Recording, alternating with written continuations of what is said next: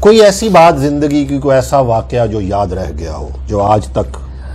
مجھے یاد ہے میں امریکہ گیا ہوا تھا، تو مجھے وہاں سے خاص طور پر انہوں نے بلایا، ایک کانفرنس ہوتی ہے، تو میرے سامنے میں اسٹیج پر بیٹھا ہوا تھا، تو میں نے دیکھا کہ سامنے محمد علی کلے بیٹھے ہوئے ہیں۔ اچھا۔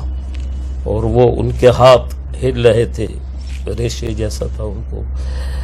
تو مجھے منتظمین نے کہا تھا کہ آپ کو قصیدہ بردہ شریف پڑھنا ہے۔ صحیح۔ لیکن نقیب محفل نے انگریزی میں پہلے قصیدہ بردہ شریف کی جو حقیقت ہے کہ امام صاحب بیمار تھے، ان کو حضور نے خواب میں اپنی چادر مبارک عطا فرمائی، تو اور وہ شفایاب ہو گئے، ہے نا۔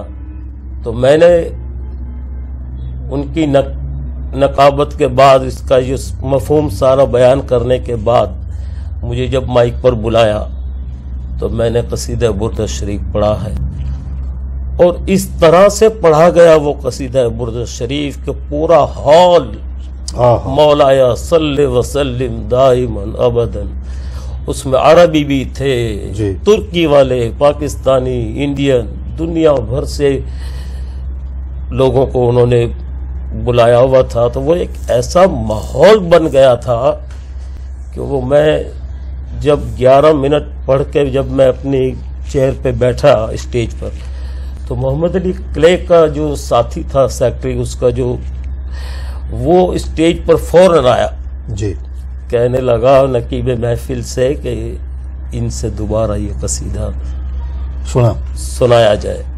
تو میں نے دوبارہ پھر وہ قصیدہ پڑھا۔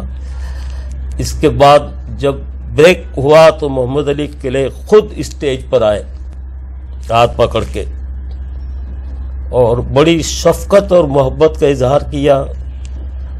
اور اس وقت میرے ساتھ یہ حاجی حنیف طیب صاحب بھی تھے اور دیگر لوگ تھے، تو مجھے کہنے لگا انگریزی میں، اس نے کہا کہ ان سے کہیں گے کل میرے گھر پر میں آپ کی دعوت کرنا چاہتا ہوں۔ ماشاءاللہ ماشاءاللہ۔ تو پھر ہم نے، اور آپ کی حقیقت بتاؤں کہ وہاں بھی محمد علی کلے کی جو عزت ہے جی، کہ اس سے ہاتھ ملانا جو ہے نا، ایسا ہی ہر ایک کو اجازت نہیں ملتی تھی، لیکن وہ ہمیں برابر میں بٹھا کے اس میں گھر پہ دعوت کی، اور 2 چیئر لگائی، ایک پہ مجھے بٹھایا، ایک پر خود بیٹھے ماشاءاللہ، اور میرے ساتھ تصویر بنائی۔